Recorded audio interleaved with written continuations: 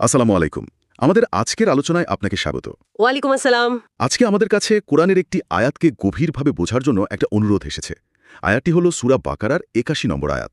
তো অনুরোধ অনুযায়ী আমরা এর আরবি পাঠ থেকে শুরু করে এর অনুবাদ, গভীর ব্যাখ্যা এবং শেষ পর্যন্ত এর থেকে আমরা কি শিখতে পারি তা নিয়ে কথা বলব। চলুন তাহলে শুরু করা যাক। অবশ্যই। তবে আয়াতটা শোনার আগে এর পেছনের দৃশ্যটা যদি আমরা একটু কল্পনা করি তাহলে আমার মনে হয় বুঝতে খুব সুবিধা হবে। আচ্ছা। ধরুন একদল মানুষ, তারা এমন একটা আত্মবিশ্বাসে ভুগছে যে তারা ভাবছে জাহান্নামের আগুন যদি তাদের ছুঁয়েও যায় সেটা হবে মাত্র কয়েকদিনের জন্য। মানে একটা সাময়িক ব্যাপার আর কি। একদম। একটা ছোট্ট ছুটির মতো। ঠিক তাদেরই ভুল ধারণার জবাবেই যেন আকাশ থেকেই আয়াতটি একটা শক্তিশালী বার্তা হয়ে নেমে এলো। ওয়াহ!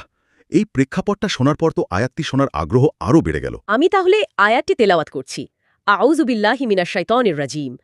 বালা মান কাসাবা সাইয়্যাতাও ওয়া আহাতাত বিহি খতীআতুহু ফাউলাইকা আসহাবুন নার হুম ফিহা খালিদুন। বালা মান কাসাবা সাইয়্যাতান ওয়া আহাতাত বিহি খতীআতুহু ফাউলাইকা আসহাবুন নার হুম ফিহা খালিদুন। সুবহানাল্লাহ।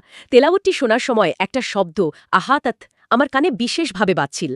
যে কোনো গভীর ব্যাখ্যার আগে যদি এর শাব্দিক অর্থটা একটু বলতেন তাহলে হয়তো পুরো আয়াতের মর্ম বুঝতে আমাদের সবার সুবিধা হবে। এর সহজ বাংলা অনুবাদটি কি? খুব ভালো একটি জায়গা ধরেছেন। দেখুন, আহাতাত শব্দটা এসেছে ইহাতা থেকে, যার মানে হলো কোনো কিছুকে চারদিক থেকে ঘিরে ফেলা, মানে পুরোপুরি পরিবেষ্টন করা। ও আচ্ছা। তো পুরো আয়াতটির সহজ বাংলা অনুবাদটা দ্বারা এরকম: হ্যাঁ, যে ব্যক্তি পাপ অর্জন করে এবং সেই পাপ তাকে পুরোপুরি পরিবেষ্টন করে নেয় তারাই আগুনের অধিবাসী, তারা সেখানে চিরকাল থাকবে। এখানেই তো মূল বিষয়টা লুকিয়ে আছে। পাপ অর্জন করা আর পাপ পরিবেষ্টন করে নেওয়া, এই দুটো কথার মধ্যে তো নিশ্চয়ই গভীর একটা পার্থক্য আছে। মানে সাধারণ ভুল করা আর পাপ অর্জন করা কি এক জিনিস? না, একদমই এক নয়। এখানেই তো আয়াতটির আসল সৌন্দর্য। প্রথমে আসি পাপ অর্জন করা বা কাসাবা সাইয়্যাতান এই অংশটায়। আরবি কাসাবা শব্দটি এমন একটা কাজকে বোঝায় যা মানুষ ইচ্ছাকৃতভাবে করে, মানে জেনে বুঝে করে। এটা কোনো অনিচ্ছাকৃত ভুল নয়, বা ধরুন হঠাৎ পা পিছলে পড়ে যাওয়ার মতো কোনো ঘটনাও নয়, বরং এটা একটা সচেতন সিদ্ধান্ত। মানে এটা একটা চয়েস। হ্যাঁ, যেখানে একজন ব্যক্তি পাপের পথটা নিজেই বেছে নেয় এবং সেই পথেই সে হাঁটতে থাকে। তার মানে এটা একটা অভ্যাসগত বা ইচ্ছাকৃত পাপের কথা বলছে, কোনো দুর্ঘটনাজনিত ভুলের কথা নয়। এটা এমন নয় যে কেউ হোঁচট খেয়ে পড়ে গেল, বরং জেনে শুনে ভুল পথে পা বাড়ানোর মতো। ঠিক তাই। এবার আসা যাক দ্বিতীয় এবং আমার মতে সবচেয়ে গুরুত্বপূর্ণ অংশে, পাপ তাকে পরিবেষ্টন করে নেওয়া।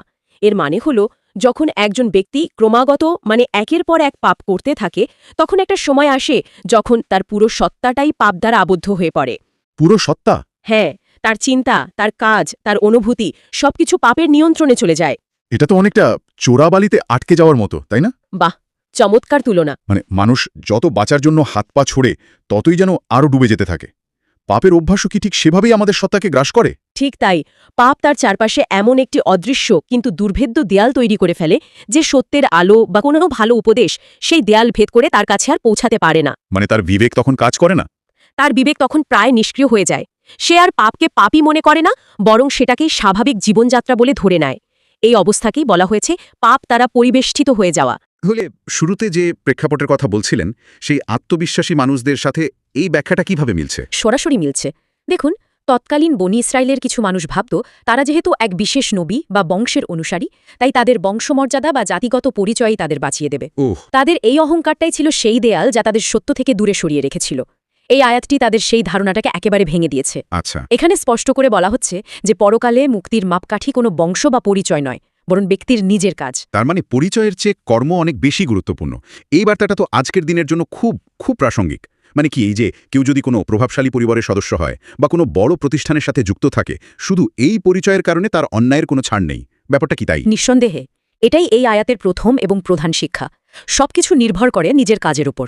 পরকালে পরিত্রাণ বা শাস্তি হবে ব্যক্তির কর্ম অনুযায়ী, তার জাতিগত, বংশগত বা সামাজিক পরিচয়ের উপর ভিত্তি করে নয়। এটা ঐশ্বরিক ন্যায়বিচারের একটি মৌলিক নীতি। কেউ বিশেষ গোষ্ঠীর সদস্য হলেই পার পেয়ে যাবে এমন কোনো সুযোগ নেই। আর এই আয়াতের শেষ অংশ, তারা সেখানে চিরকাল থাকবে, এই বিষয়টা তো তাহলে আরও কঠোরভাবে এই নীতিটাকেই প্রতিষ্ঠা করছে। একদম। যাদের জীবন পাপ দ্বারা এমনভাবে পরিবেষ্টিত হয়ে গেছে যে সত্য তাদের কাছে পৌঁছানোর আর কোনো পথই খোলা নেই, তাদের জন্য শাস্তিটা সাময়িক নয়, বরং চিরস্থায়ী। এটা তাদের সেই অল্প কয়েকদিনের শাস্তির অহংকারী ধারণাকে সরাসরি বাতিল করে দেয়। এই ব্যাখ্যাটা শোনার পর আমার মনে হচ্ছে আমাদের দৈনন্দিন জীবনে এমন অনেক কাজ আছে যেগুলোকে আমরা হয়তো ছোট বলে এড়িয়ে যাই। এই আয়াতটি কি সেই অভ্যাসের দিকেও আঙুল তুলছে? অবশ্যই। এটাই এই আয়াতের দ্বিতীয় গুরুত্বপূর্ণ শিক্ষা। অনেক সময় আমরা ছোট ছোট পাপকে অবহেলা করি, ভাবি যে এটা তেমন গুরুত্বপূর্ণ কিছু নয়, কিন্তু এই আয়াত আমাদের সতর্ক করছে যে যে এই ছোট ছোট পাপই একত্রিত হয়ে একসময় ব্যক্তিকে পুরোপুরি ঘিরে ফেলতে পারে। এটা অনেকটা উই পোকার মতো। একটা উই পোকাকে হয়তো কেউ পাত্তা দেয় না, কিন্তু হাজার হাজার উই পোকা মিলে একটা আস্ত বাড়িকে ভেতর থেকে শেষ করে দিতে পারে। এই উপমাটা সত্যিই ভাবনার মতো। তার মানে যে মিথ্যা আত্মবিশ্বাস নিয়ে সেই মানুষগুলো ভাবত যে তারা নিরাপদ, সেটাই ছিল তাদের জন্য সবচেয়ে বড় ফাঁদ। ঠিক ধরেছেন। আর এটাই তৃতীয় শিক্ষা, মিথ্যা আত্মবিশ্বাসের বিপদ।